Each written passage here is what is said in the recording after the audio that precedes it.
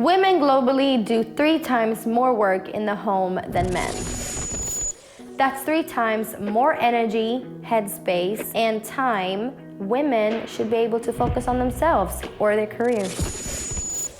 Since COVID-19 broke out, inequalities in homes have been increasing, and we have to turn that trend around. If the home was more equal, the world will be a more equal place. And the best way to start is just to talk about it.